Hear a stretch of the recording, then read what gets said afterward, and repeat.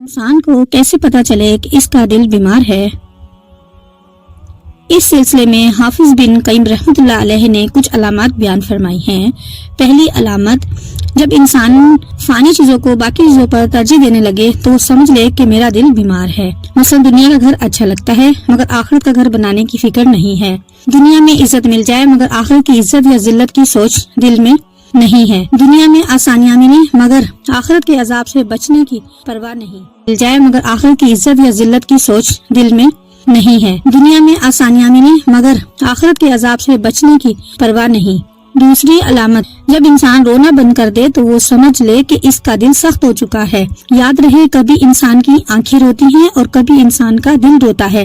دل کا رونا آنکھوں کے رونے پہ فضیلت رکھتا ہے۔ یہ ضروری نہیں کہ آنکھ سے پانی ہے، دل کا رونا آنکھوں کے رونے پہ فضیلت رکھتا ہے۔ یہ ضروری نہیں کہ آنکھ سے پانی کا نکلنا ہی رونا کہلاتا ہے۔ ازدواجی کشمکش کا بچوں پر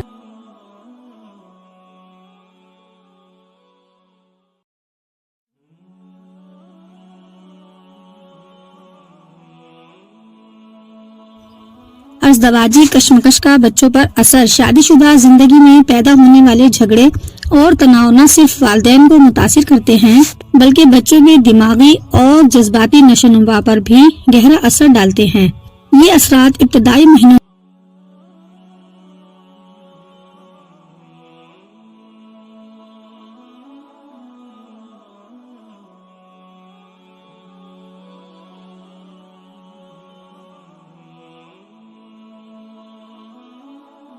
سے شروع ہو سکتے ہیں اور زندگی بھر ساتھ رہ سکتے ہیں۔ ایک مشہور سائنسدان کا قول ہے، ایک شخص نے مجھ سے پوچھا اپنے بچے کی تربیت کیسے کروں تاکہ وہ مستقبل میں یونیورسٹی میں داخلہ لے سکے۔ میں نے جواب دیا، اگر تم اپنے بچے کے آئی کیو کو بڑھانا چاہتے ہو تو گھر جاؤ اور اپنی بیوی سے محبت کرو۔ کیوں؟ اپنی بیوی کی محبت اور احترام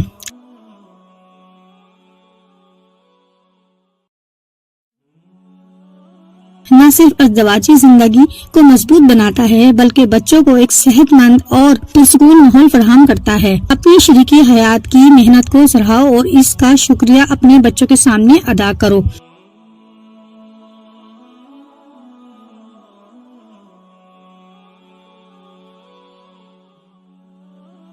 نتیجہ، ایک محبت بھرا، مضبوط اور ہمدرد خاندان بچوں کی جسمانی اور ذہنی صحت پر حیرت انگیز اثر ڈال سکتا ہے۔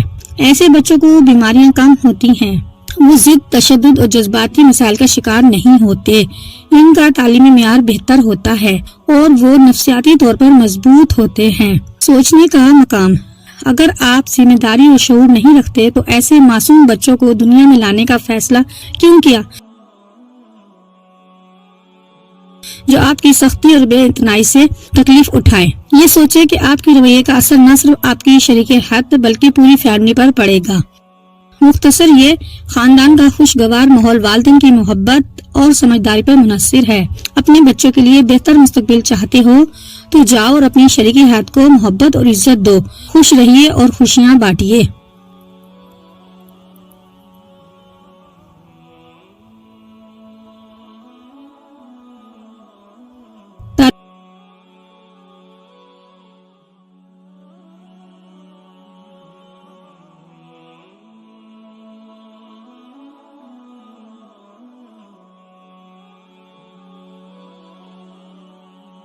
تربیت اسے کہتے ہیں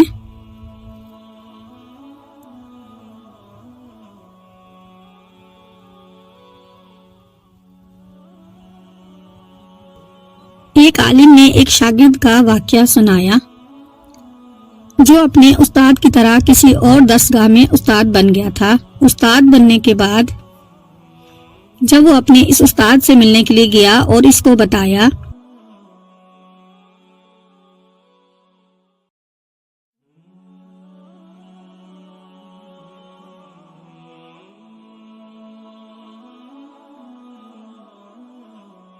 کہ آپ کی وجہ سے آپ کی طرح میں بھی استاد بنا ہوں، استاد نے پوچھا وہ کیسے؟ تو انہوں نے بتایا کہ ایک دن میں نے اپنی ہم جماعت کی گھڑی چرا لی تھی۔ کہا آپ نے دروازے بند کر کے تلاشی کا کہا تھا، مجھے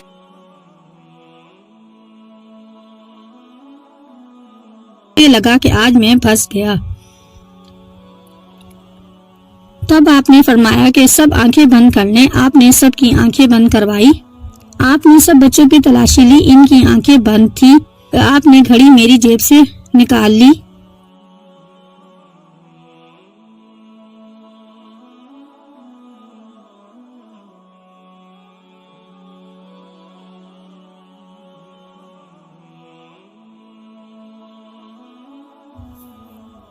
اور مجھ سے بعد والوں کی بھی تلاشی لی۔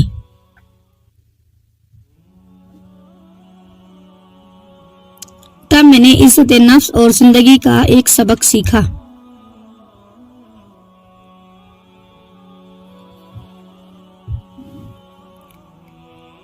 استاد کی آنکھوں میں اجنبیت دیکھ کر شاگرد نے پوچھا، استاد محترم، آپ مجھے کیسے بھول گئے؟ استاد نے جواب دیا، کیونکہ میں نے اپنی آنکھیں بھی بند کی ہوئی تھی، کیونکہ میں نے اپنی آنکھیں بھی بند کر لی تھی۔ اپنے شاگردوں کی عزت نفس کا خیال کیجیے تاکہ وہ آپ کو بعد میں بھی یاد رکھیں۔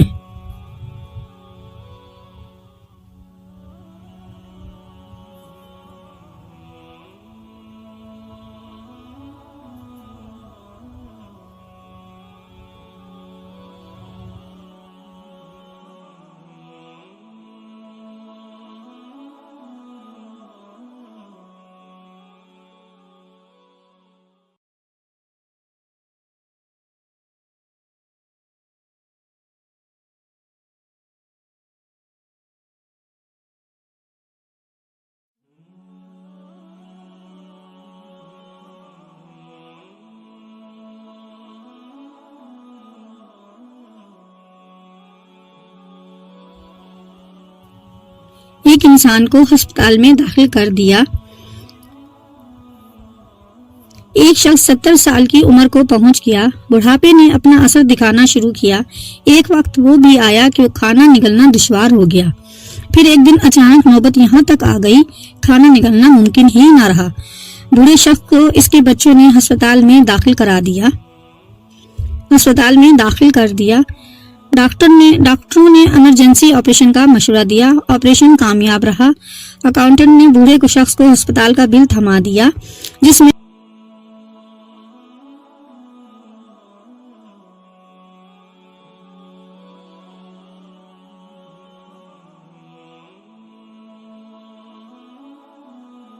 آپریشن سے لے کر اس ہسپتال کے قیام تک کے سارے اخراجات موجود تھے۔ بل دیکھ کر بوڑھا شخص رونے لگا۔ اکاؤنٹنٹ یہ دیکھ کر جلدی اپنے افسر کے پاس گیا، اس بوڑھے شخص کے رونے کا قصہ سنایا۔ افسر اسی وقت بوڑھے کے پاس پہنچا اور کہا، اگر بل دینا آپ کی بس میں نہیں ہے تو ہم اس کا کوئی اور انتظام کر سکتے ہیں۔ بوڑھے شخص نے کہا، میرے 4 بیٹے ہیں اور یہ بل دینا میرے لیے کوئی بڑی بات نہیں۔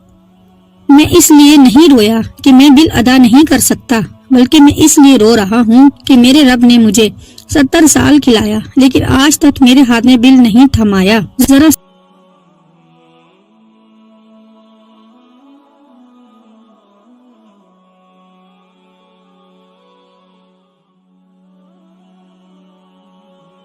سوچئے، ہر سانس کے ساتھ الحمدللہ کہنے کو اپنی عادت بنا لیجئے۔ اللہ اپنے شکر ادا کرنے والے بندے کو پسند کرتا ہے، اور اگر تم اللہ کی نعمتوں کو شمار کرنا چاہو تو پورا شمار نہ کر سکو گے۔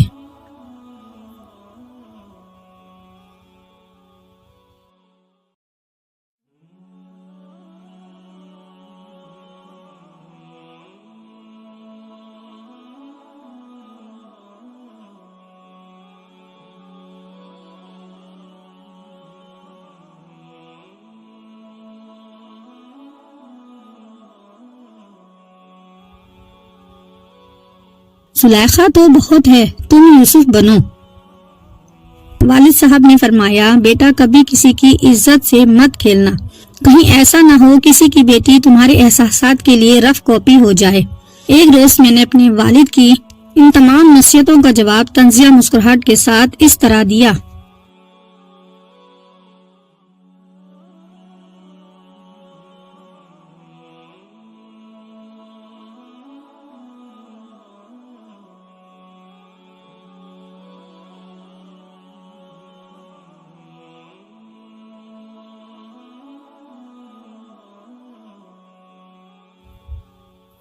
کہ ان باتوں کا دور گزر گیا ہے بابا. آج کے دور کی لڑکیاں خود چل کر آتی ہیں اور وہ تو خود ایسا چاہتی ہیں. میرے والد نے میری آنکھوں میں آنکھیں ڈال کر کہا, بیٹا زلیخا بہت زیادہ ہے تو یوسف بن جاؤ. جیسے ہی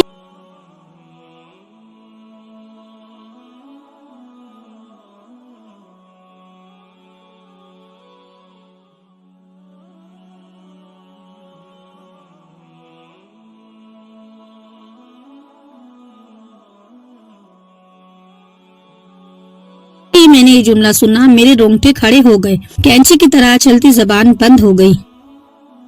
واقعی وہ حق اور سچ کہہ رہے تھے. ہمیشہ زلیخا زیادہ ہی رہی ہیں اور ہے. مجھے چاہیے کہ میں یوسف بنوں.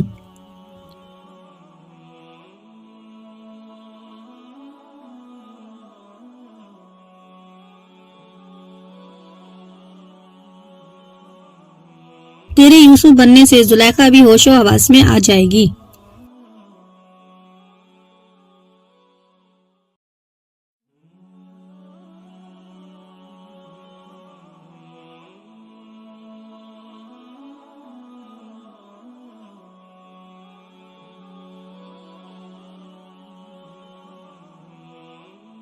زمین کا دائرہ.